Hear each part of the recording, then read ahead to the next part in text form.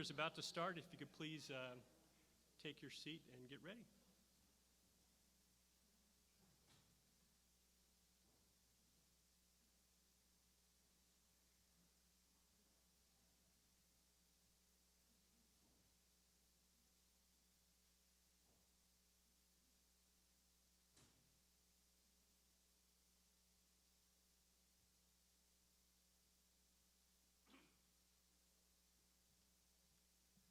Welcome back for the break. Our next speaker is someone that you may not need much of an introduction, but when you think of the FBI, you may think about some of the characters we see on TV, the ones that fight crime and catch notorious criminals. And while the FBI certainly does those things, they also have divisions covering everything from counterintelligence, weapons of mass destruction, counterterrorism, and more. And we actually have some of those agents that perform those functions here today. They're also the lead federal agency for investigating cyber attacks and intrusions, which, as we know, is all a growing concern. And I know we're all excited to hear Director Wray share his thoughts on some of the biggest threats we face today and how the FBI plays a role in protecting us and the America's critical infrastructure. After Director Wray's comments, we're going to do a Q&A in here, and once that's concluded, we'll break and we'll have the students have a private section up in Freeman 201. There also, when you came in, you should have seen some 3x5 cards to write your questions down for this session, and if you'll just write your questions, hold them up, and the junior fellows will come and bring them to me. We already have a catalyst of some questions to get started, so if we don't get to your question in this session, remember your question, and then you can ask it in the private section. So with that, let's all give a big warm welcome to FBI Director Christopher Wray.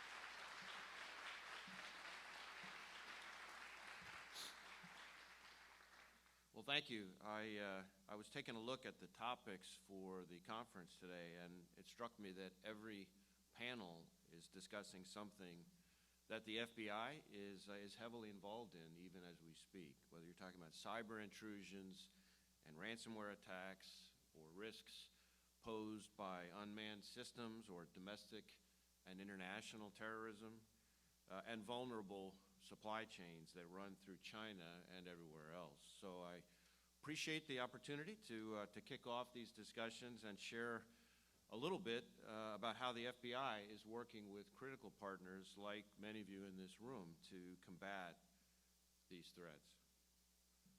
So cyber attacks and ransomware, unmanned systems, domestic international terrorism, supply chain vulnerabilities, it's hard not to get overwhelmed by the enormity of those topics and these threats, and I have to say that's a lot for one day.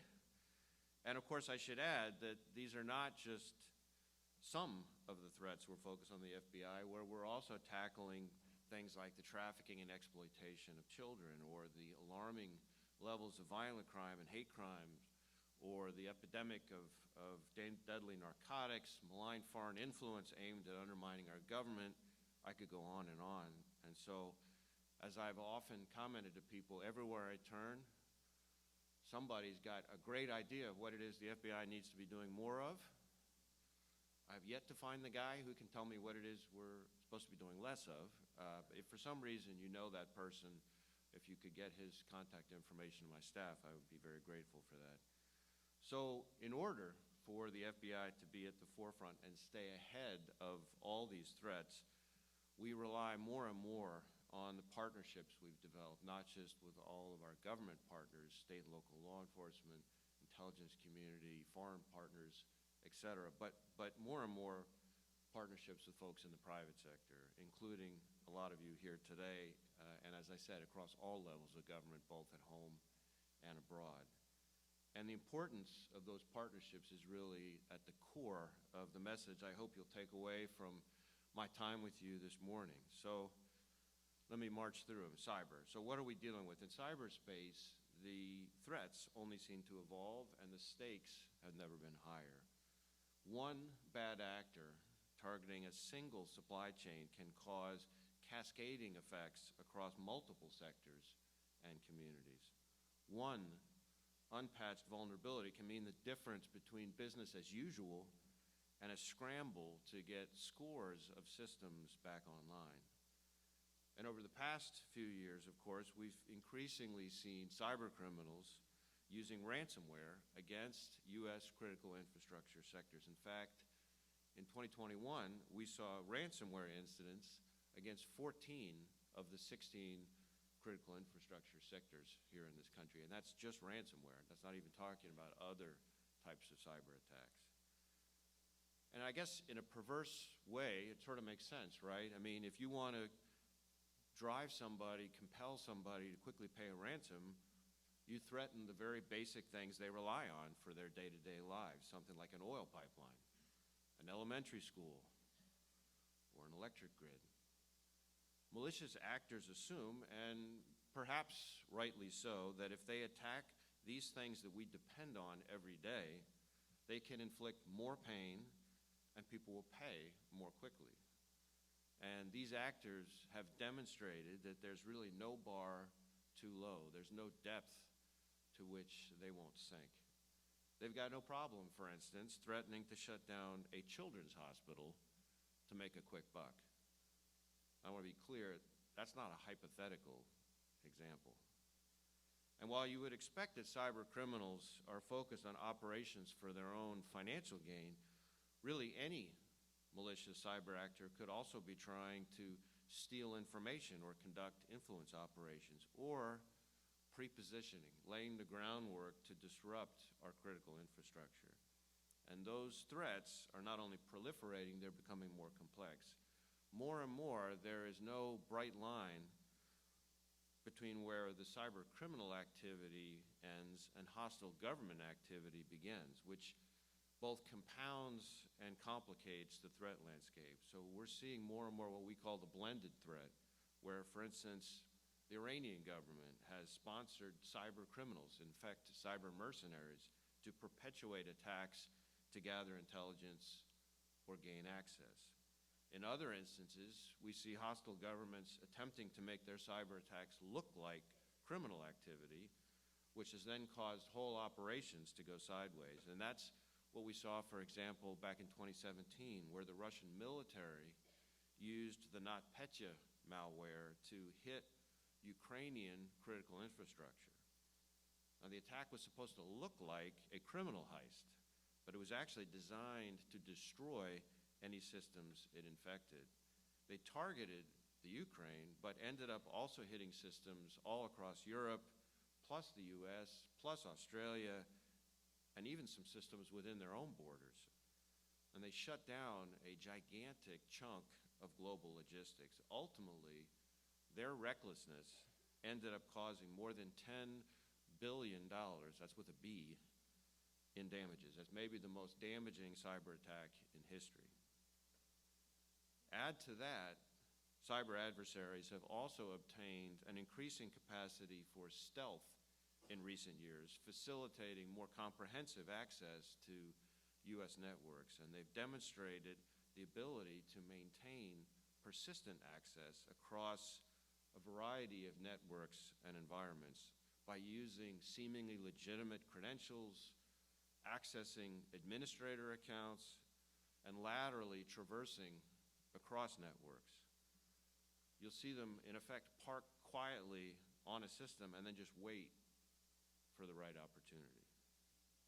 So, to sum up the cyber threat picture, there's a persistent, multi-vector, blended threat that's constantly evolving and a constant challenge to assess. And so we're battling back against a constant barrage of attacks.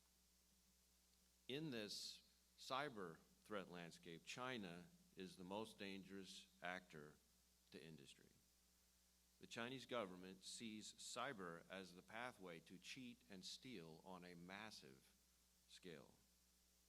More broadly, there is simply no country that presents a broader or more severe threat to our ideas, our innovation, our economic security than the Chinese government, because they have shown themselves willing to lie, to cheat, and steal, to dominate major technology and economic sectors, crushing and putting companies out of business from other nations. The Chinese government's hacking program is bigger than that of every other major nation combined. And Chinese government hackers have stolen more of our personal and corporate data than all other countries, big and small, combined. But the threat from the PRC government is particularly dangerous because they use that massive cyber effort in concert with every other tool in their toolbox. And so what makes the Chinese government's strategy so insidious is the way it exploits multiple avenues at once, often in seemingly innocuous ways. They identify key technologies to target. So you could look, for example, at their Made in China 2025 plan. They list 10 broad areas spanning industries like robotics, green energy production and vehicles, aerospace, biopharma, and then they throw every tool in their arsenal at stealing the technology in those areas.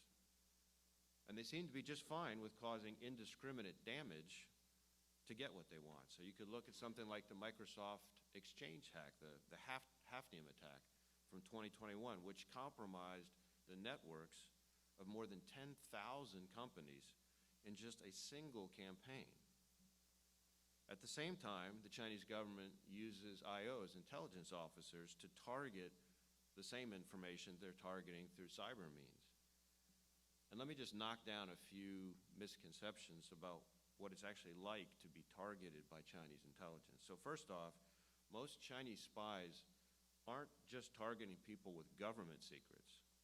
They're after people with accesses to innovation, trade secrets, intellectual property, anything they feel that would give them an advantage economically or militarily.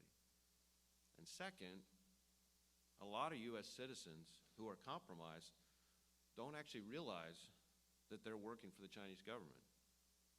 I say that because Chinese intelligence officers quite often use co-opted staff from Chinese universities or national businesses, in effect, contract intelligence officers to be the ones to contact targets and develop what seems like a collaborative relationship. And the Chinese intelligence officer actually running the operation might never personally be in contact with the ultimate target. And third, and finally, with Chinese intelligence, the spy may not even, sometimes doesn't even ask for information, but instead may be looking for access to people, access to networks, and that access may in turn be just enough to create a vulnerability for a cyber intrusion. So their intelligence and cyber efforts are working hand in hand. On top of that, they also use elaborate shell games to disguise their efforts, both from our companies and from our government investment screening program, CFIUS, the Committee on Foreign Investment in the United States. On reverse, for non-Chinese companies operating over there in China, the Chinese government takes advantage of its laws and regulations to enable its stealing. So, for example, in 2022, we learned that a whole bunch of U.S. companies operating in China had malware delivered into their networks through tax software that the Chinese government had required them to use. So put that a little more plainly, by complying with Chinese laws, all these U.S. companies were unwittingly installing backdoors for Chinese state hackers. The overall result of PRC efforts like these is deep job-destroying damage across a wide range of industries. This isn't just a Wall Street problem, it's a Main Street problem. And it's damage that hits across the country, which is why we're running 2,000 or so PRC-related counterintelligence investigations out of every single one of our 56 field offices. In the cyber and espionage realm, just as in our other programs, our goal is to disrupt the adversaries. So that means getting ahead of and thwarting cyber attacks as early as possible, seizing infrastructure, that is their infrastructure, and denying hackers the benefits of their crimes.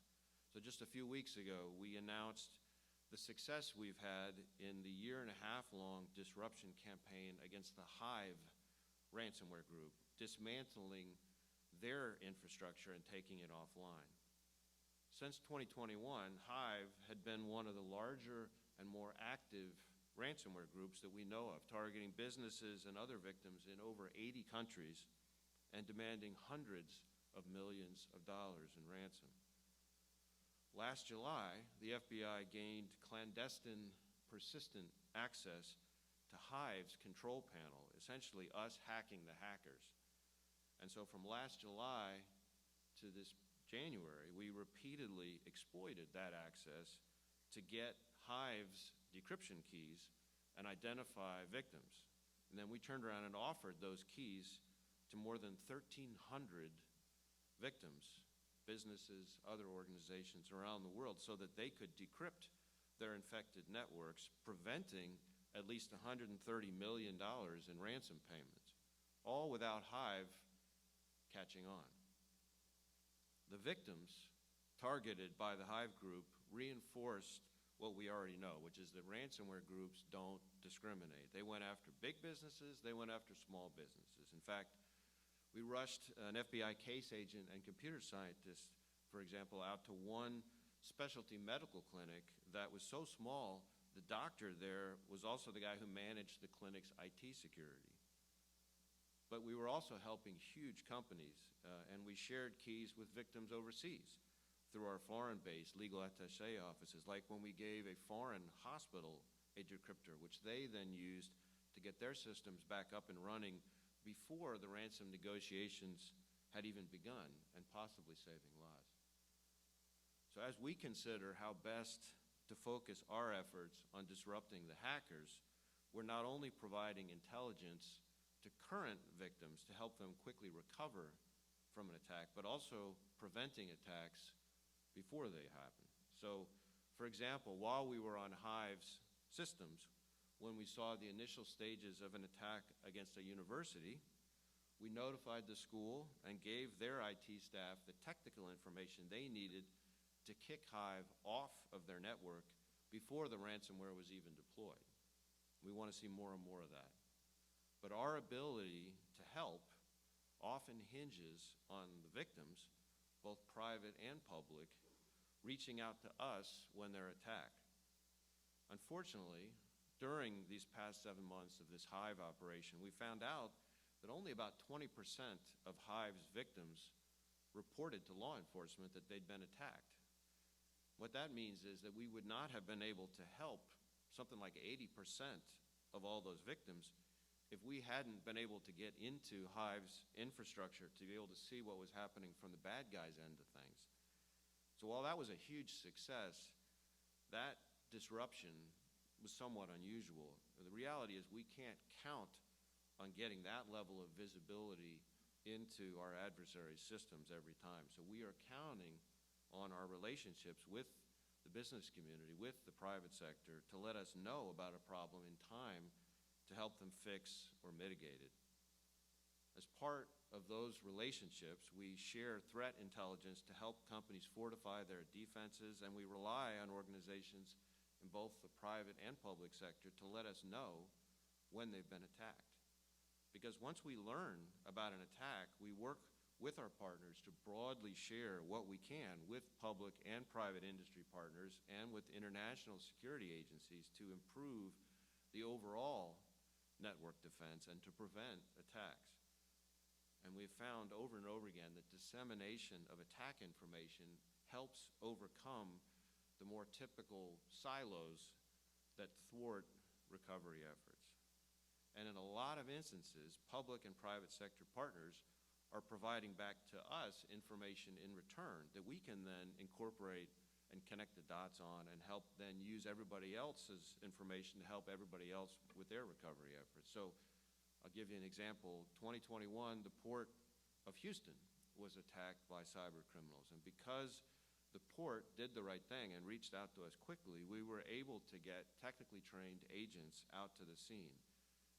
And when they got there, they discovered a brand new zero-day exploit used to commit the attack. In other words, a vulnerability and means of exploiting it that no one had known about yet.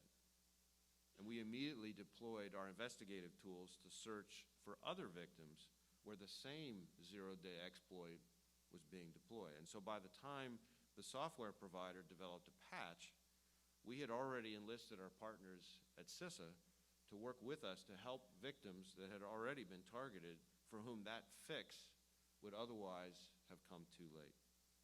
And of course, the port itself and Houston benefited greatly as well.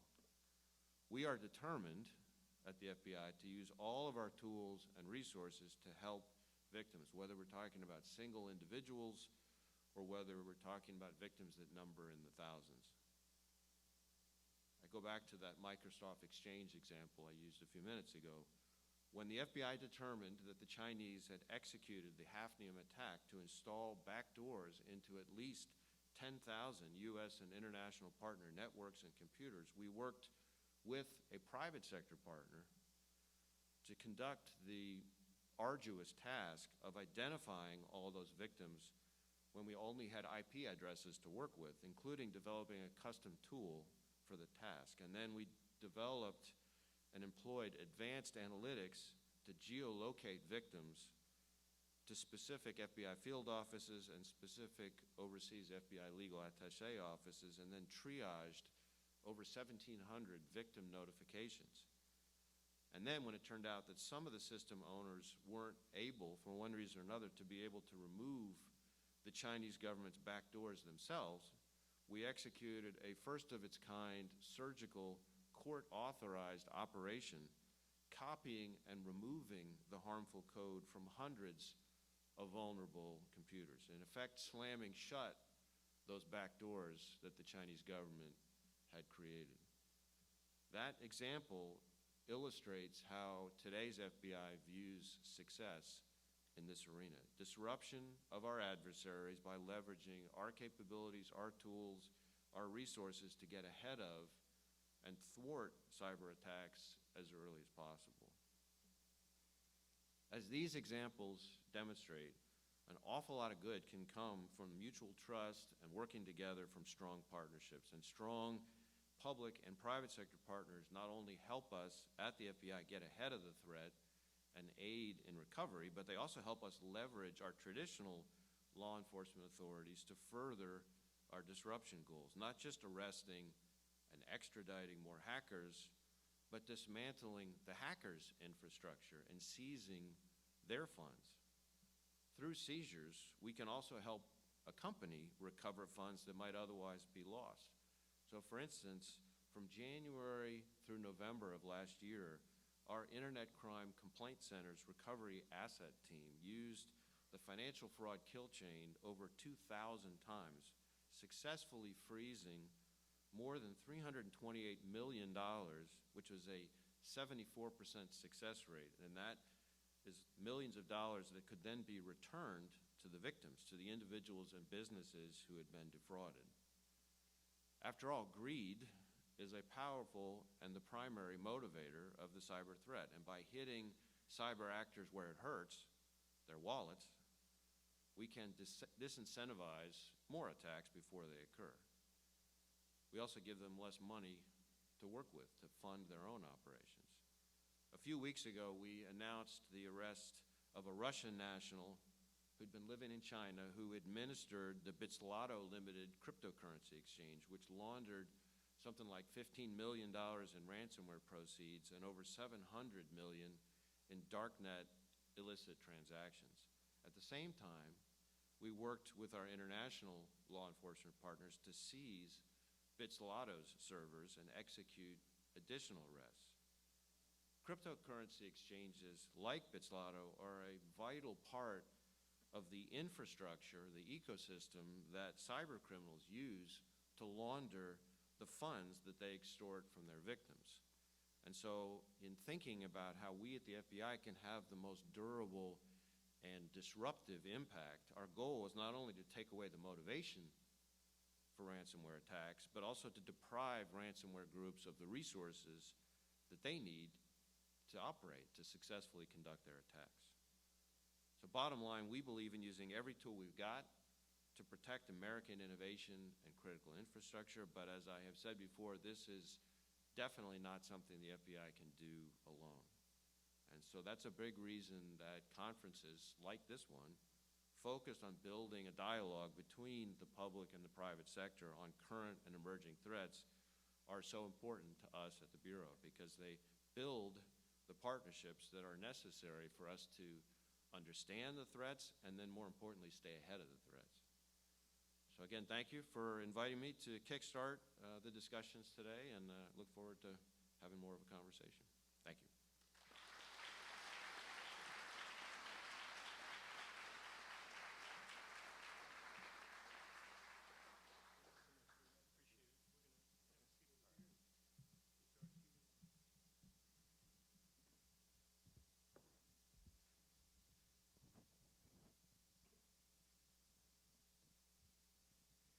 That was outstanding, sir. Thank you so much. I'm really glad you elaborated on the Hive, because that was something I was really interested in hearing about. Great operation on behalf of the FBI, so thank you. The first question I have, surprisingly, is about ransomware. The question is, ransomware attacks are becoming more and more prevalent. What's your advice to the C-suite regarding paying the ransom for release of their information? So obviously, I recognize that these are difficult decisions for companies, and as somebody who has spent part of my career in the private sector representing companies, I fully get how complicated and thorny these things can be. But we strongly discourage paying the ransom, and let me explain why I say that. The first thing is, just paying the ransom is no guarantee that you're going to get what you're paying for. That is, that you're going to get them to do what you want the hackers to do. I mean, start with the basics. It's not like these guys' word is their bond, right? I mean, let's remember who you're dealing with. But second, we're seeing more and more often double and triple extortion. So where they're not just locking up the systems, they are stealing the information and then threatening to then sell it or release it to the public as well. So just thinking that you're paying for the key to unlock the system may not ultimately protect you in the way that you're hoping. Yet on top of that, we're seeing that the ransomware actors are repeat offenders against repeat victims. So that if you're a business that demonstrates you're willing to pay, it's not like, oh, I've paid, now they'll leave you alone, won't come back. They're like, okay, these guys are good for it, and they're going to keep coming at you, so you got that to worry about.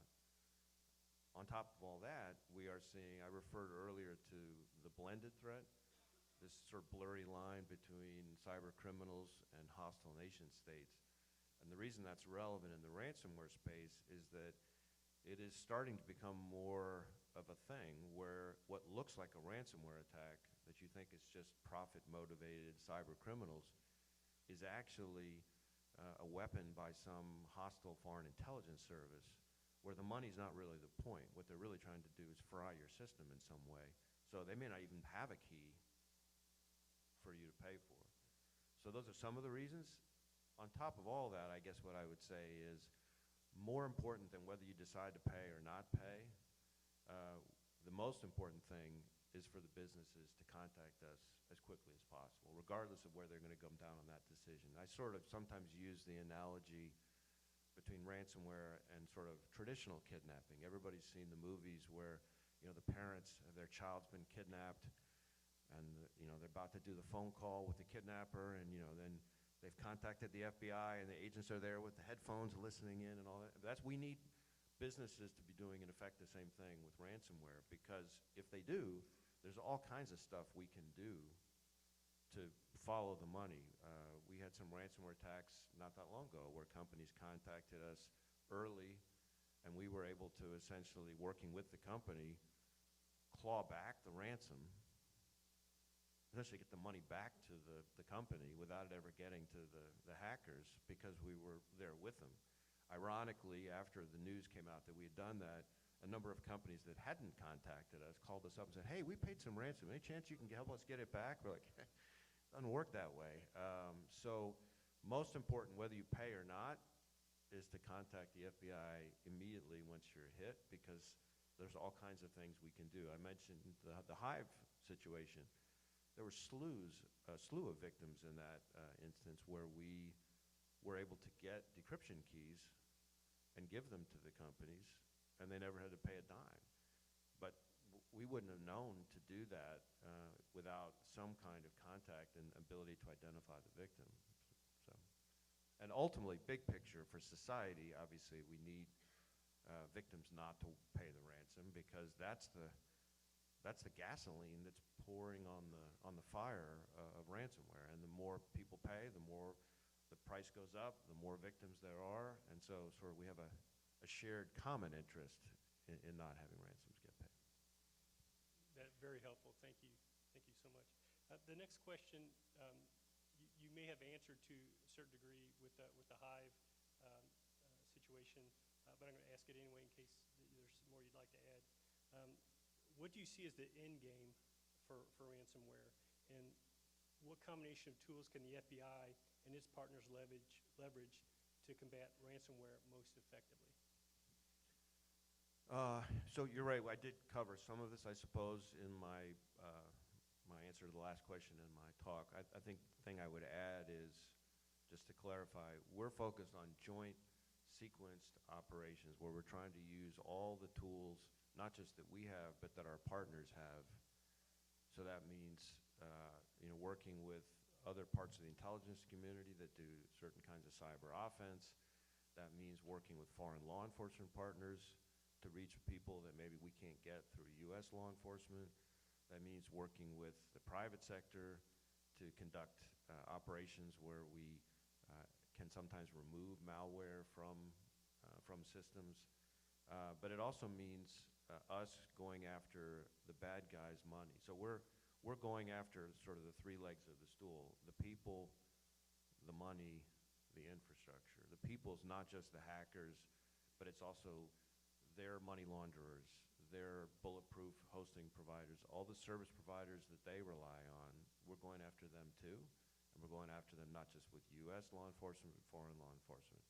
But we're going after their money. We're seizing the money. We talked about that a little bit, going after the virtual wallets, shutting down cryptocurrency exchanges, and we're going after their infrastructure. We're taking down their servers, taking down their... So if you go after all three at the same time, you're making it an increasingly inhospitable operating environment for ransomware actors. And then we're using all of that to be feeding back, hopefully helpful information to the business community, the victim community, so they can better defend.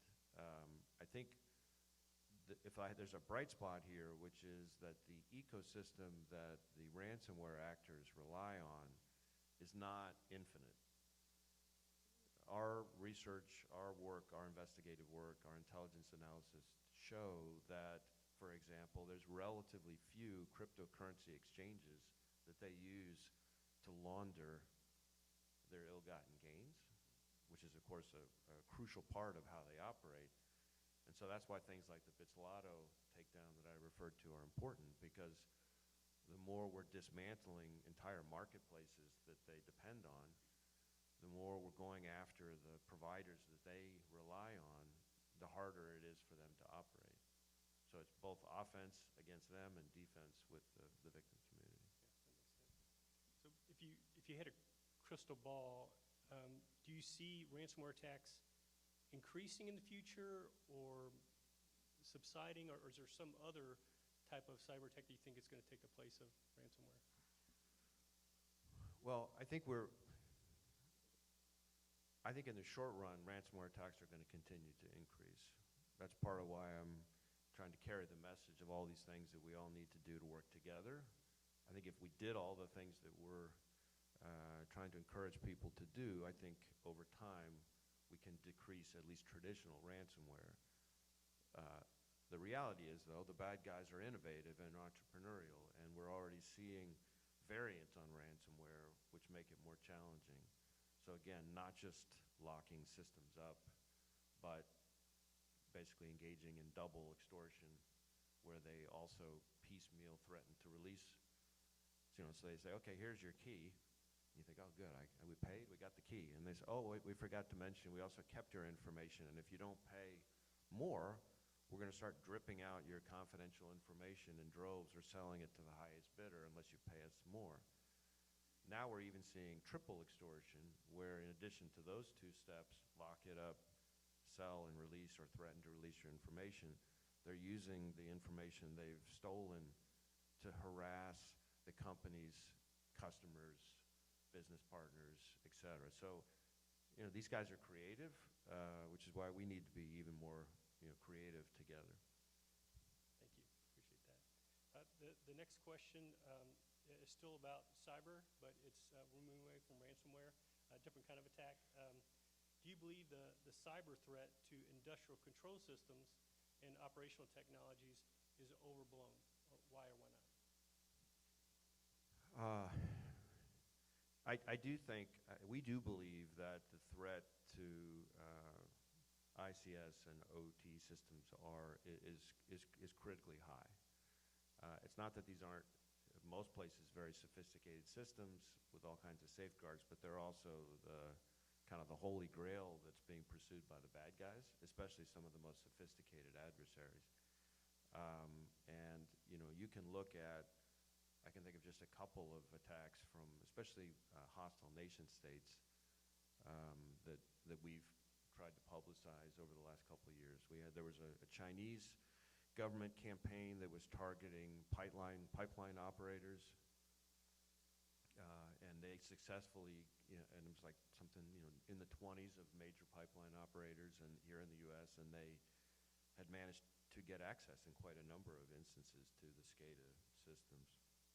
Same thing, we had even more recently a Russian government one targeting the energy sector as well.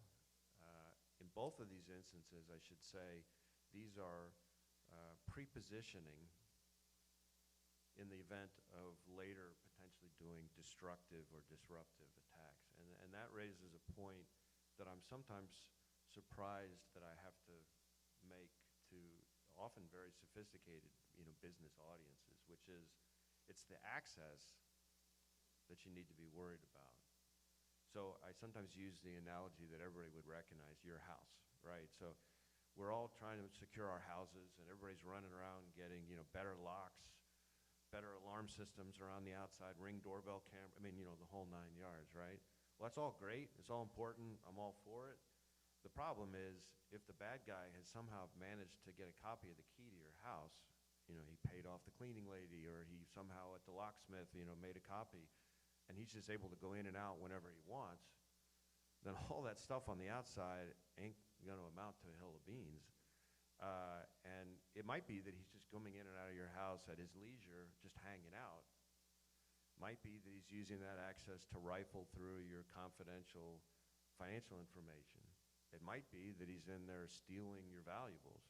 It might be that he's thinking one day if he gets really mad, he's going to do a home invasion. That access enables a lot of different dangerous things. So when you hear about the Chinese government or the Russian government pre-positioning on systems, you don't want to wait around to find out, are they there to spy, are they there to steal, or are they to fry the system? You got to get them off. And so strong cybersecurity can't just be looking on the outside. It's got to look inside. And I often will tell boards or CEOs that the number one question you should be asking your cybersecurity professionals if they discover, when they discover, because you're all going to get hit, some kind of breach, is how long were they on our systems before we figured it out? And the faster you figure it out and the faster you get them off, that's a sign of progress. But we worry about where they just go and lie and wait. The Chinese government positions in case let's say they attack Taiwan, and then the whole world is consumed by that, and they decide they want to disrupt our systems to keep us on the sidelines while they do that. We don't want to wait till that happens. In the terrorist context, we often use the expression of trying to act as far left of boom as possible. Well, this is sort of the cyber equivalent. We need to get left of boom. Very good, thank you. I'm sorry, I should add on the ICS question, now that I think about it, it's also a mistake to think that you only have to worry about them hitting the SCADA systems. Because you look at something like the Colonial Pipeline attack, think about the chaos that caused. It was like 5 days where people couldn't get gas in their cars. Those were cyber criminals that didn't actually hit the operational systems. The only thing they got into were the billing systems and the IT systems. But the company did exactly the right thing. They were in contact with us early, and as a precaution, they shut everything down to make sure that the bad guys hadn't managed to move laterally into operational systems. But the reason I bring it up is it illustrates how much mayhem hackers can cause, even if they don't get access to those operational systems. So companies really need to be looking at kind of the full suite of their networks and not just the most, the crown jewel systems. Yeah. Right, excellent, thank you, that's helpful. All right, we're getting away from cyber security with this question. How would you categorize the international terrorist threat to the United States today? So, contrary to what you might sometimes read some places, international terrorism is still very much a thing and still very much a concern. It has, I can think of work that the FBI has done over the last few years. We've disrupted ISIS-inspired attacks. We prevented an attack that was going to be on the San Francisco Pier, the tourist destination that has thousands of people every day. That was over the holidays one year. We had an attack that was attempted against a Miami shopping mall, a huge Miami shopping mall. Another one involving a guy who wanted to conduct an attack in Cleveland during the 4th of July parade. You can go right on down the list. Most of those were ISIS-inspired, but we also have had, think about the Naval Air Station Pensacola attack by a guy that we now know was associated with AQAP, Al-Qaeda in the Arabian Peninsula. So foreign terrorist-inspired attacks are very much still a concern. And frankly, as I look out over the next 5 years or so, if you look at what's happening around the world, there's reason to be concerned that we may see an increase of that. Not today, maybe not next year, but if you look at the withdrawal in Afghanistan, Syria, Iraq, Africa, all those are places where, with less eyes and ears and more potential for safe haven for terrorist organizations to flourish and grow, they could be coming back, and so that's something we have to be vigilant about. And those are just foreign terrorist organizations on the international terrorism side. There's also state-sponsored attacks. Look at, because most of those are on the Sunni side. On the Shia side, we have the Iranian government and its proxies acting increasingly brazenly and aggressively. We just announced, I think it was just a few weeks ago, an arrest and some charges against folks working on behalf of the Iranian government who were attempting to assassinate a U.S. citizen right in downtown New York City. She was a journalist who was of Iranian origin, but she was a U.S. citizen, and her offense for which they were trying to assassinate her was that she was very critical of, publicly very critical of, the regime.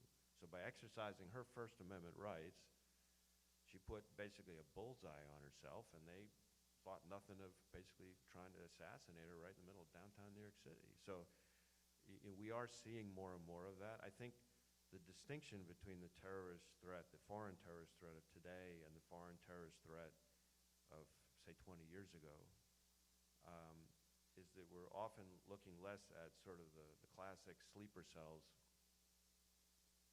where operatives are sent, here 9/11 style, but more lone actors or very small cells that are inspired through social media to conduct attacks. So, we used to say that we're all trying to connect the dots. Everybody's heard that expression. The kind of threat we're talking about now, if you think about it, there's not as many dots out there, right? You got 19 hijackers who plan a spectacular attack involving passenger airlines against a major landmark over a 2-year period. If you know what to look for, there are a lot of dots out there. But if you got some guy who's here in the U.S., living in, mom's basement or grandma's attic, not that there's anything wrong with that, but, and, he's inspired by, ISIS or Al-Qaeda from overseas. He's not over in some cave training. He's just here in the U.S. on his laptop with nothing but time, and he's not trying to hijack an airliner and fly it into a skyscraper. He's just trying to get a gun, a knife, or a car and kill a bunch of people in what we call soft targets, which is just intelligence community speak for everyday people living their everyday lives. And so, and these are people radicalizing not over years. You could look at the attack against those NYPD officers on New Year's Eve, the one that we just had. That guy radicalized in like 6 months. And he was potentially attacking officers with a machete. So it's a different kind of attack. You could say, well, you're not going to have 3,000 people killed in one of those attacks. Maybe. But if you have that many more of them, it's that much harder to detect. So you got fewer dots and a lot less time to connect the dots. And so that's why having everybody engaged, because the one dot that our great partners in state and local law enforcement have, or our community partners have, or some member of the public has, that could be the one dot that we needed to put the picture together, and we got very little time to do it. That makes sense. Thank you. We only have time for one more question. I'm going to go to the last question because it deals, it's directed more towards the students that are here. What would you say to a young person who's considering a career with the FBI, and what does the job entail for a brand new agent? Well, I love this question. There is no place like it. I mean, start with the fact that you get to say, our mission is to protect the American people and uphold the Constitution. Think about that. You get to say on your resume, what do you do for a living? Well, I protect the American people and I uphold the Constitution. I mean, that's pretty damn cool, right? But on top of that, the variety of what you get to do. I mean, we're thwarting terrorist plots, we're hunting spies, we're going up against the most sophisticated hackers in the world, we're going after, violent gangs, MS-13, we're taking down cartels, we're going after corrupt public officials, we're upholding civil rights, we're all over the United States, we're all over the world, we're both law enforcement and intelligence. So bottom line, if you get bored easily, it's the right place to go. And people have the ability through the organization to kind of reinvent themselves several times over in a way that, maybe you're working national security threats for a while and then you decide you want to do something, go after child predators. I mean, and again, there's so much variety. No 2 days are the same. But there's also the reward of the mission. And I sometimes, we ask everybody in Quantico when they're going through, what is your why? And that often prompts people to kind of think back to the moment, and almost everybody in the FBI has had a moment where the light bulb went on about how fulfilling the mission is.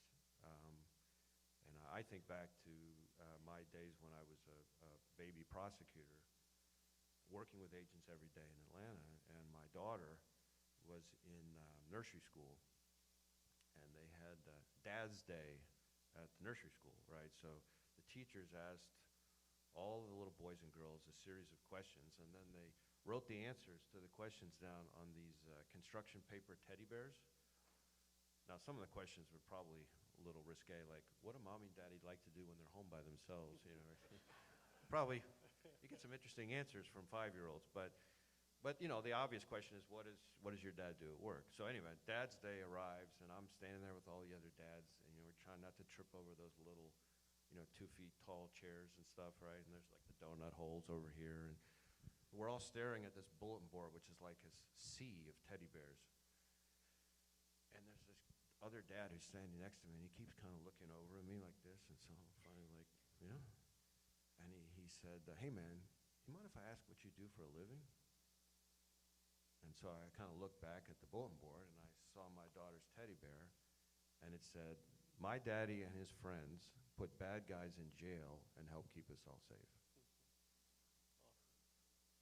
I'm only human, so of course I looked over at his teddy bear. His teddy bear said, my daddy talks on the phone all day, so mommy and I can buy nice stuff. Now, I love all my friends in the private sector, but I'm just saying, you know, if you want to do something for a living that even like a 5-year-old little girl with like a gigantic ribbon in her hair actually gets as meaningful, as impactful, you'd be in the right place. Outstanding. Thanks. Thank you for sharing that.